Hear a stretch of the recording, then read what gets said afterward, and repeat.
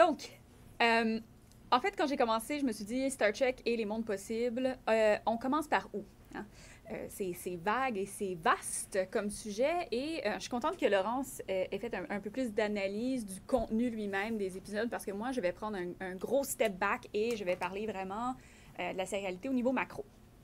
Parce qu'au départ, en fait, je voulais m'en tenir à penser la cohérence interne du monde fictionnel, mais je me suis rendu compte rapidement que de penser la cohérence du monde interne sous-entend qu'un agent externe, donc un spectateur dans notre cas, va être en mesure de produire du sens de tous ces éléments fictionnels-là. Dans Star Trek, toute la complexité de son univers diégétique, en fait, se complexifie encore plus quand on pense à la manière dont il va être reçu et consommé par les fans.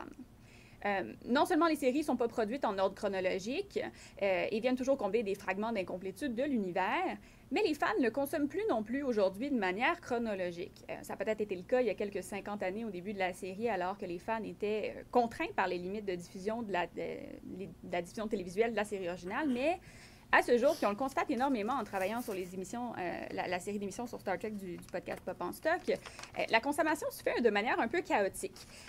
Les portes d'entrée de l'univers sont multiples. Et personnellement, moi, je les ai écoutées dans leur ordre de diffusion, mais on peut très bien commencer par n'importe quelle série, les écouter dans le désordre, les mélanger, choisir des épisodes en particulier. Comme tu as dit, tu en as pris 33. On peut juste écouter les épisodes thématiques.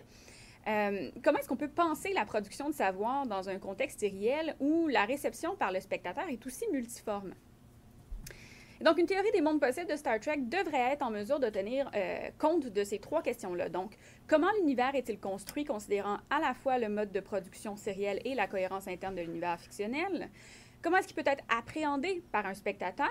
Et comment est-ce que ce spectateur-là peut rendre compte du contenu, des connaissances quant au monde fictionnel qui est consommé de manière sérielle? Naturellement, on l'a vu avec la présentation de Martha Bonney un peu plus tôt, penser les séries de manière spatiale ou en termes de monde, c'est rien de nouveau. Mais je vais limiter à mon approche seulement à la cohérence interne du savoir lié au monde fictionnel et aux façons dont on peut appréhender ce savoir-là. Donc, tout ce qui est fanfiction, contenu non canonique ne m'intéressera pas aujourd'hui. Et je vais passer rapidement sur beaucoup de notions théoriques qui sont nécessaires à bien comprendre ces systèmes de mondes possibles-là qui s'articulent ensemble. Donc, les bases de la théorie des mondes possibles. Tout d'abord, en fait, c'est une idée qui a été posée par Leibniz dans sa Théodicée pour parler de la totalité des mondes qui pourraient être imaginés par un être divin. Donc, c'est d'abord une doctrine métaphysique. Cette théorie-là a été très librement reprise plusieurs centaines d'années plus tard par le logicien Sal Kripke pour rendre compte des conditions de vérité des énoncés propositionnels contrefactuels en logique modale. Si vous n'êtes pas familier avec la logique, ça peut avoir l'air un peu compliqué dit comme ça, mais c'est super simple. C'est juste des énoncés de la forme si A, alors B. Le concept a été repris par certains narratologues, dont Marie-Laure Ryan, Delegel, Pavel, et ils vont l'appliquer à deux théories principales, c'est-à-dire les théories de la fiction et la description sémantique des mondes narratifs qui sont fictionnels ou non. On s'en sert notamment pour penser les questions de vérité dans les mondes littéraires, pour penser à la nature des mondes fictionnels et pour comprendre les relations qui existent entre les mondes fictionnels et notre réalité. Donc, dans une... Oh mon Dieu, excusez-moi, je clique sur les trucs. Ah, OK. Dans une perspective logique et narratologique également, la théorie des mondes possibles postule que la réalité, conçue comme étant la somme de ce qui est imaginable plutôt que la somme de ce qui existe physiquement, est un univers composé d'une pluralité de mondes distincts. Ça, c'est une traduction très libre de ce qu'il y a à l'écran en ce moment, où chacun des énoncés propositionnels forme un monde possible alternatif qu'il serait en théorie possible d'étudier. La théorie des mondes possibles fictionnels d'Umberto Eco vient ajouter une couche de complexité à cette théorie-là, et donc je passe vraiment trop rapidement là-dessus pour aller vers les concepts théoriques qui sont essentiels à mon analyse, mais ce qui est intéressant avec son approche, c'est l'ajout de la notion de sous-monde qui permet de complexifier un peu l'idée des mondes possibles. Eco va définir les mondes possibles fictionnels comme un univers composé d'une constellation de mondes, et donc le texte littéraire n'est pas un monde possible, mais bien une machine à produire des mondes possibles. Et donc, au sein de cette machine-là peuvent être produits une panoplie de sous-mondes, et c'est précisément cette idée-là de sous-monde qui est pertinente pour penser notre objet.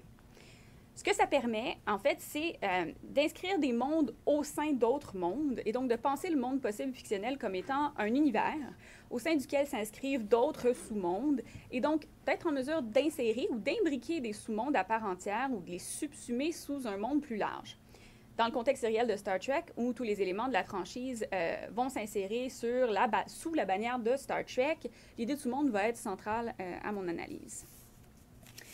Et donc, tous ces beaux mondes-là et ces sous-mondes-là sont liés par ce que Kripke nomme une relation d'accessibilité. Donc, dans son ouvrage Possible Worlds, Artificial Intelligence and Narrative Theory, Mary-Laure Ryan va expliciter cette idée-là en soulignant que la possibilité est synonyme d'accessibilité. Donc, un monde possible peut être pensé s'il peut être accessible d'une manière ou d'une autre par le monde qui se trouve au centre de notre système de monde. Et donc, si on reprend le joli graphique qu'il y a à l'écran en ce moment, chaque flèche vers un monde possible alternatif représente une relation d'accessibilité. Dans notre cas, ici, il va s'agir d'énoncés propositionnels, mais la relation pourrait être tout aussi bien d'autres choses. Et c'est là véritablement que la théorie des mondes possibles commence à devenir intéressante pour penser un univers comme celui de Star Trek. Comment est-ce qu'on peut penser l'univers, ses mondes et ses sous-mondes, mais surtout leurs relations entre eux? Qu'est-ce qui lie ces mondes-là entre eux? Et c'est là qu'on arrive à Star Trek. Le plus difficile quand on a un univers aussi foisonnant que celui de Star Trek, c'est de délimiter ce qui est canon et ce qui est non canon. Notamment parce qu'il est difficile véritablement de délimiter ou de baliser le monde fictionnel et ce qui appartient, mais aussi parce que, comme le souligne Heather Urbanski, le savoir canonique est généralement cumulatif au fil de l'expérience fictionnelle et ses frontières sont relativement poreuses. Ça se complexifie encore plus quand c'est un univers de science-fiction où il est tout à fait plausible de dire qu'on a un univers A et un univers B et que les deux sont canons et qu'on ne se pose pas de questions à ce sujet-là. Pour les biens de mon analyse, je vais privilégier un point de vue autorial élargi, ou comme le disait Martha plus tôt, un point de vue d'un démiurge, c'est-à-dire que je vais uniquement considérer le contenu qui a été officiellement désigné comme faisant partie du monde canonique par les équipes de création, de production, de diffusion, qui sont directement associées à la franchise Star Trek comme composant l'univers canonique. Donc, naturellement, on perd un nombre incalculable de détails quant à cet univers-là, qui est largement peuplé par les fans, mais ça nous permet de se reconstruire l'univers canonique de Star Trek aux 7 séries et aux 13 films, ce qui représente déjà une quantité assez impressionnante de matériel qui appartient officiellement au monde textuel actuel. Là où je pense que cette approche autoriale a des limites, c'est lorsque les entités officielles brisent la cohérence interne du monde et vont contrevenir aux principes de non-contradiction et de tiers exclus, qui sont des principes fondamentaux en logique. Et donc, si les interventions des fans peuvent permettre d'expliquer ou de rectifier une irrégularité ontologique qui contreviendrait à ces principes-là, et que cette justification-là est généralement acceptée comme étant vraie au sein du monde fictionnel, je l'accepte dans ma définition du canon sans problème. Maintenant que toutes ces considérations de définition sont passées, on peut affirmer que le système de monde possible au niveau macro, très macro, auquel on a affaire dans le cas de Star Trek, ressemble à ça. Donc, au centre du monde, on a le monde actuel, c'est-à-dire celui qu'on est tous en train d'actualiser en ce moment. Et d'un côté, on a les éléments qui relèvent du canon qu'on a défini et qui composent l'univers A. De l'autre côté, on a tout ce qui relève pas du canon, qui est non canon, qui compose l'univers B. Et bon, on peut inclure les fanfictions, slash-fiction, théories de femmes, romans publiés qui ne sont pas officiellement canoniques, etc.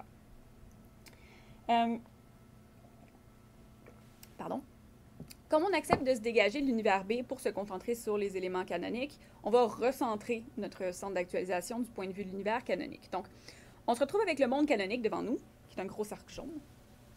Et maintenant, c'est là que les véritables réflexions peuvent commencer, c'est-à-dire comment est-ce qu'on peut cartographier cet univers-là et dégager la manière dont le savoir peut être appréhendé. Essentiellement, ce large univers de savoir canonique doit contenir deux sous-univers. Donc, l'univers Prime, qui est celui au sein duquel se déroulent les événements des 7 séries et des 10 premiers films. Et d'un autre côté, on va retrouver également le sous-univers du reboot qui est lié à l'univers Prime par une relation d'accessibilité qui repose sur un énoncé propositionnel qui est « si le père de Kirk était décédé, alors… » 3 petits points. Et les films du reboot répondent un peu à ce « alors ». Donc, je vais le laisser en suspens si ça vous tente d'aller les écouter. Donc, oui, ça, c'est la relation d'accessibilité, pardon. J'ai mis une animation de plus que ce que je pensais. Donc, je propose qu'on se concentre sur l'univers A, pas parce qu'il n'est pas intéressant de parler de l'univers alternatif, mais surtout parce que c'est là où l'acquisition de connaissances à propos de l'univers est le plus complexe. Et donc, à partir de maintenant, je ne vais pas remettre le cercle jaune qui représente l'ensemble des univers canoniques Prime, mais vous pouvez imaginer que tout ce qu'on fait et tous mes beaux graphiques qui suivent vont s'insérer à l'intérieur du cercle jaune. Autre précision, juste pour essayer d'avoir un peu plus de clarté, je vais réduire les 10 films aux séries après lesquelles ils s'insèrent ou qu'ils prolongent. Donc, les films 1 à 6 sont du côté de la série originale et les films 7 à 10, je vais les inclure dans The Next Generation, même si les fans me diraient que les films 6 et 7 sont un peu des crossovers entre les deux séries, mais c'est pas grave, on va faire comme si c'était super clair pour le moment. Et donc, les particularités des éléments qui composent l'univers de Star Trek, c'est que chacune des 7 séries et jusqu'à un certain point, les films qui s'insèrent dans chacune des séries peuvent être perçus comme étant des stand-alone, c'est-à-dire qu'ils peuvent être visionnés indépendamment les uns des autres. Un spectateur peut tout à fait écouter seulement The Next Generation sans jamais avoir entendu parler de Spock, Kirk et McCoy, qui sont tous des personnages de la série originale. Au pire du pire, il risque de ne pas comprendre quelques références à ces personnes-là qui sont un peu des légendes au sein de l'univers, mais ça n'affecte pas la compréhension générale ou l'appréciation potentielle de la série. Donc, en étirant même un peu les choses, même la plupart des épisodes de chacune des séries classiques, donc j'exclus Enterprise et Discovery, peuvent être appréciés indépendamment des autres. Pour Enterprise et Discovery, bon, il adopte une structure de storytelling qui est un peu plus proche de la forme sérielle moderne, mais on peut dire qu'en large partie, même au sein des séries de Star Trek, la plupart du contenu peut être apprécié ou compris sans une assiduité ou une écoute extensive, en fait, plutôt, de l'objet. Et c'est justement ce qui représente un défi ici, c'est-à-dire qu'on doit trouver un modèle qui explique que l'univers de Star Trek peut être compris et donc on peut acquérir des connaissances à propos de cet univers-là en naviguant librement à travers les itérations sérielles. Pour être capable de les organiser en forme et de former un système cohérent visuellement, donc je vais organiser chacune des séries en des sous-mondes distincts. Donc, vous allez le voir, je vais le montrer un peu plus tôt. La première manière dont on peut penser la cartographie de l'univers de Star Trek, c'est en fonction d'une chronologie diégétique des éléments. La relation d'accessibilité qui va lier ces sous-mondes-là, en ce sens, est donc une toute simple relation de temporalité. Donc, on le voit avec la flèche. Si on se place sur une ligne du temps, on aurait Star Trek The Original Series, dont les événements commencent en 2265. Ensuite, la série animée qui débute 3 ans plus tard. Une centaine d'années plus tard, voilà, on a The Next Generation. Puis, à quelques années d'écart, les séries Deep Space Nine et Voyager qui se chevauchent un peu aux alentours de 2369 et 2371. Ce qui est intéressant dans ce cas-ci, c'est que les deux séries les plus récentes dans la chronologie de diffusion, c'est-à-dire Enterprise et Discovery, sont des prequels et donc vont s'insérer avant les débuts de la série originale. En ce sens-là, ces séries viennent essentiellement combler des zones d'incomplétude que j'ai mentionnées un peu précédemment, qui est un concept de Ingarden. Elles viennent meubler des zones de l'univers de savoir qui n'existaient tout simplement pas auparavant. Et le modèle chronologique que je présente ici ne permet pas de penser à un ajout d'éléments a posteriori. Un second problème avec cette première disposition géographique-là, c'est qu'elle permet, en fait, elle ne nous permet pas d'apprendre sur la manière dont le savoir se communique ou peut se joindre d'une série à l'autre. C'est-à-dire que les différents éléments sériels pourraient aussi bien avoir des frontières qui sont totalement étanches, être consommés totalement indépendamment les uns des autres. Puis il est difficile d'expliquer la manière dont les éléments de Deep Space Nine sont liés à ceux de la série originale, par exemple, outre que par la relation temporelle qui indique que l'un se déroule avant l'autre. Donc, comment est-ce qu'on peut, avec une relation temporelle, expliquer des épisodes comme The Trouble with Tribbles, où les personnages de Deep Space Nine voyagent littéralement dans la temporalité The Original Series. Ma proposition, qui est encore en réflexion, donc je suis très ouverte aux suggestions et aux discussions après la présentation, est la suivante. Donc, dans le cas d'un univers aussi complexe que Star Trek, il vaudrait mieux penser les séries comme étant des sous-mondes dont les frontières sont poreuses et se concentrer plutôt sur les multiples relations d'accessibilité entre ces sous-mondes-là. Donc, plutôt de penser les sous-mondes eux-mêmes, ce qui est central à mon avis, et de penser les différentes manières dont ces mondes-là sont accessibles entre eux. Ça a l'air de ça. C'est un peu intense. Ces relations-là sont un ensemble d'éléments. Donc, on peut avoir soit des crossovers qui sont très, très clairs, jusqu'aux mentions d'événements historiques, l'utilisation des langues, jusqu'aux races extraterrestres qui sont représentées. La relation d'accessibilité prend des formes multiples. La relation la plus évidente dont on pourrait parler comme exemple serait les Klingons, dont le physique change radicalement d'une série à l'autre. Si on pense les séries comme de manière chronologique, il est clair qu'on va voir les inconsistances comme des erreurs ou des contradictions. Mais en le voyant plutôt comme un réseau de relations qui s'affectent mutuellement, on vient flexibiliser en quelque sorte l'acquisition de connaissances quant à cette race. Les Klingons deviennent ici une idée ou un concept que l'on intègre à une xéno-encyclopédie générale, dont les limites ne sont pas celles de la série elle-même. Le concept lui-même est sériel, se mute, se modifie, se complexifie au fil des expériences de visionnement du spectateur, peu importe l'ordre de visionnement ou la chronologie interne de l'univers. Et donc, les relations d'accessibilité sont ici un véritable chantier de connaissances. On peut y penser comme une forme de réseau ou de toile également, mais l'essentiel est de recentrer la notion d'acquisition de connaissances sur ces relations-là, car ce sont à travers celles-ci que le spectateur va bâtir sa propre xéno-encyclopédie dans ses propres termes. Si on pense les relations d'accessibilité intrasérielle de Star Trek, on aurait plutôt cette cartographie-là, qui est un peu maladroite, puis il faudrait clairement retravailler les relations d'accessibilité pour avoir un peu plus de précision et représenter de manière adéquate les relations véritables entre chacun des sous-mondes. Mais l'essentiel, c'est que cette manière d'illustrer ou d'essayer de comprendre les divers chemins qu'on peut prendre en tant que spectateur pour acquérir un certain savoir sur l'univers dans son ensemble sont multiples et sont valables. Plutôt que de mettre l'accent sur un parcours en particulier qui garantirait une acquisition de savoir qui est optimale, l'approche par chantier permet de sortir des séries elles-mêmes et des éléments qu'elles contiennent et de les voir en fait comme un ensemble complexe de liens qui sont tissés entre les différentes composantes sérielles.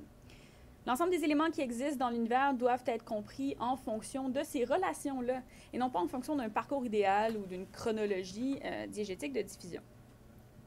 Elle permet aussi la révision ou l'ajout de savoir afin de peupler les zones d'incomplétude qui sont fondamentales au monde fictionnel, sans toutefois altérer ou appauvrir la xéno-encyclopédie du spectateur en cours de route.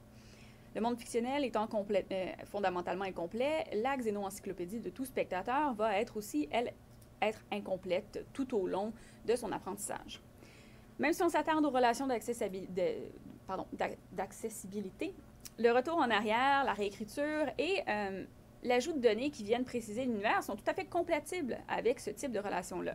Et surtout, la possibilité pour le spectateur de naviguer librement ces éléments sériels-là en utilisant les relations d'accessibilité comme point d'ancrage du développement de leur savoir est aussi possible.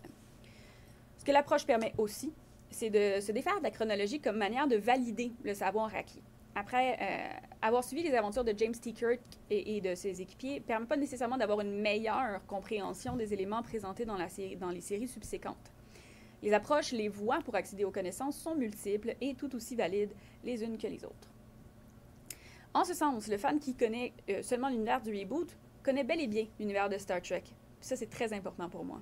Sa xéno-encyclopédie n'est clairement pas la même que la mienne, mais cette approche-là permet de légitimer ce sous-univers-là d'un point de vue ontologique, c'est-à-dire qu'il est tout aussi vrai, tout aussi réel que le sous-univers Prime, et les gens qui ont du savoir qui appartiennent uniquement à l'univers alternatif ont un savoir qui est tout aussi vrai, tout aussi valable que les gens qui sont des fans de l'univers Prime. Conclusion. La théorie des mondes possibles, en particulier la notion de relation d'accessibilité entre les mondes et les sous-mondes possibles fictionnels, permet de penser l'acquisition de savoir fictionnel du très, très complexe univers de Star Trek. Naturellement, ce n'est pas une représentation idéale de la manière dont les mondes sont véritablement pensés dans Star Trek. Je cherche encore comment illustrer l'insertion de sous-univers alternatifs au sein de cet univers-là et la manière dont le savoir peut être acquis à propos de ces univers qui sont des sous-univers, dans le fond. Considérant les plus récents épisodes de Star Trek Discovery, il me semble que ce serait absolument pertinent d'être capable de mieux illustrer les schèmes de production et d'acquisition de connaissances au sein des univers dédoublés, qui sont repensés et, comme Laurence en parlait un peu plus tôt, réécrits aussi dans le cas des voyages temporels au sein même d'un univers.